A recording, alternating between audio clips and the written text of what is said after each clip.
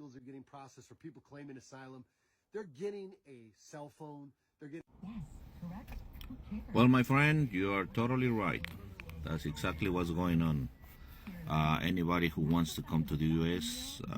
Can come to the U.S. and get help getting on their feet. What the government is doing is allowing, pretty much bringing all these people, telling them, without telling them that the border is open. They used to cross on parts of the border that were not populated. They have to walk 3-4 days before they get to a place where they can be picked up. Right now, they're just crossing at the border, and the border patrol will take them into centers or places where they get fingerprint. They take their picture. They get, if they come sick or they have any kind of disease, they get vaccinated, they get medical attention, they get new clothing. They stay there for 1, 2, maybe 3 weeks. They check to see if they have relatives where they can come and work. So they send them, they give them plane tickets, send them to the place that they were going to, and set them loose. Why is this being done? Well, the replacement rate for the population in the U.S. is falling, meaning there's not enough birds in this country to replace the population. So they have to bring people from other countries to maintain the rate growth of the population. If not, gonna be in the same place as Russia, China, Japan, and most of Europe, where the population is not being replaced, and many towns are, being depopulated. That's not good for the economy. The bankers know that, so what they do? They bring people from other countries. Now, why they don't just give them papers? And if they want them here and they have a job offer, just give them papers. Well, they don't do that, and this is pretty much my theory, my opinion, is because if they give them papers, most of the people who come from other countries, they don't want to stay. It's a shock with the language, culture. They miss their family, friends, relatives. So they would like to just come over here, work a little bit, get some money, and go back to their country.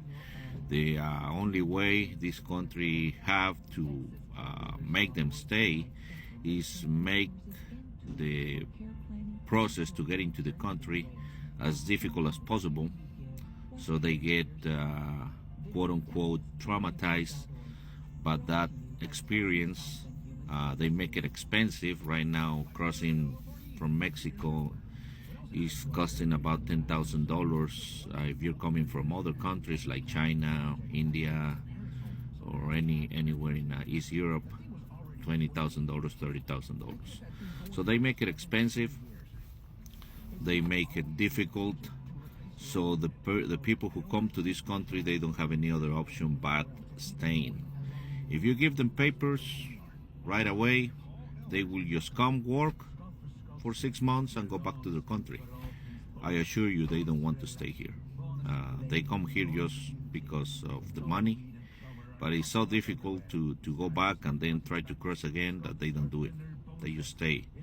And what happens when they stay? They miss their family, so they start to save money to bring their family over. So that's bringing more people into this country. So this country relies on immigrants. That's the fuel for this economy.